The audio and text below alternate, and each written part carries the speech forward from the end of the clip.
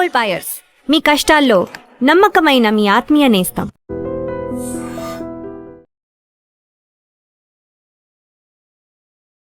Match నువ్వా నేనా అన్నట్టు సాగుతున్న మ్యాచ్లో నిజాయితీకి ఎవరైనా కట్టుబడి ఉంటారా? గెలిచే అవకాశం ఉన్న క్రీడా స్ఫూర్తికి ప్రాధాన్యత ఇచ్చేవారు ఎంతమంది ఉంటారు చెప్పండి? వికెట్ సంపాదించడానికి స్లెడ్జింగ్ చేసే వాళ్ళున్న క్రికెట్లో తన మనస్సాక్షికి ఓటు వేసి అత్యున్నత స్థితికి ఎదిగాడు. కెప్టెన్గా ఆ సమయంలో ఎంత ఒత్తిడి ఉన్నా ఆ రోజు క్రికెట్ను కాపాడాడు. కూల్గా ఉండడం తెలిసిన అతనిలో అంతే స్వచ్ఛమైన మనసు ఉంటుందని ఆ రోజే తెలిసింది. విజయం కంటే క్రికెట్ గౌరవాన్ని కాపాడి అందరి మనసులు గెలిచాడు. మాస్టర్ మైండ్తో వికెట్లు రాబట్టగలిగే అతను తన గొప్ప మనసుతో న్యాయాన్ని నిలబెట్టాడు. ఇంతలా చెప్పడానికి అతనిలో ఏముంది అనుకోవచ్చు. కానీ 15 ఏళ్ల క్రితం ఆ ఇన్సిడెంట్ గురించి ఎవరైనా హ్యాట్సాఫ్ చెప్తారు. ఆ ప్లేయర్ మన టీమిండియా మాజీ కెప్టెన్ మహేంద్ర సింగ్ ధోని కావడం మనకి గర్వకారణం. ధోని అంటే మొదటగా గుర్తుకొచ్చేది అతని ప్రశాంతత.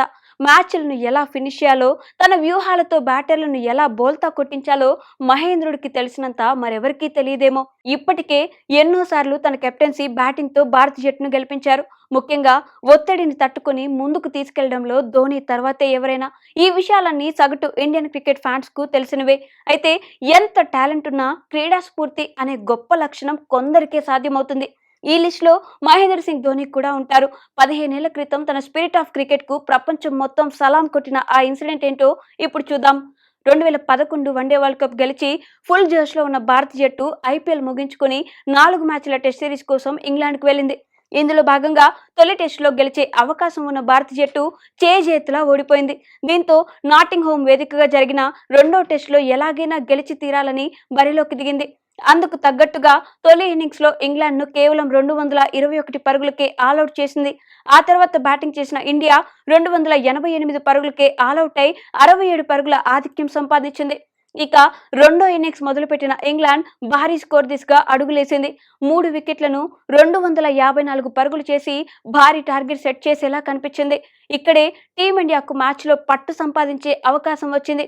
ఇషాంత్ శర్మ వేసిన డెలివరీని ఇయాన్ మోర్గాన్ స్క్వేర్ లెగ్ దిశగా ఆడారు. ఫైన్ లెగ్ లో ఫీల్డింగ్ చేస్తున్న ప్రవీణ్ కుమార్ పరిగెత్తుకుంటూ వచ్చి డైవ్ చేసి బాల్ ఆపారు.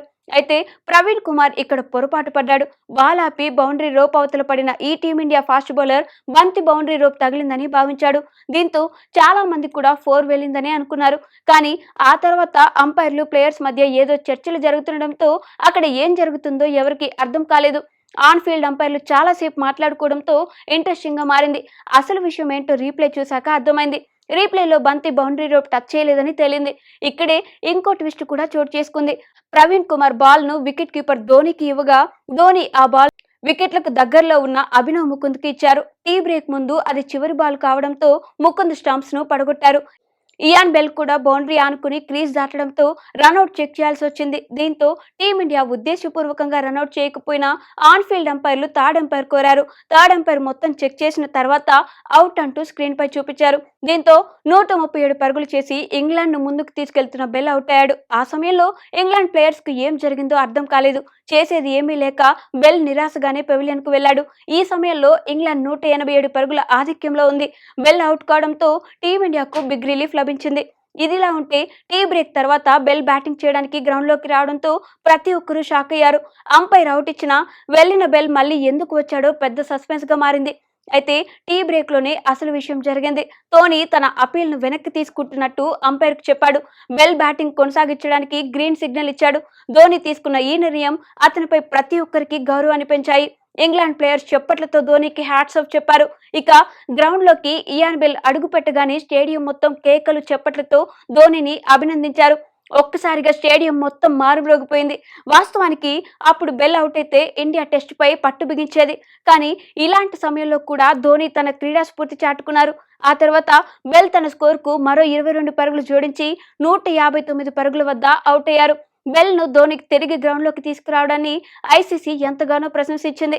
మహేంద్రుడికి ఏకంగా అతిపెద్ద అవార్డును అప్పచెప్పింది.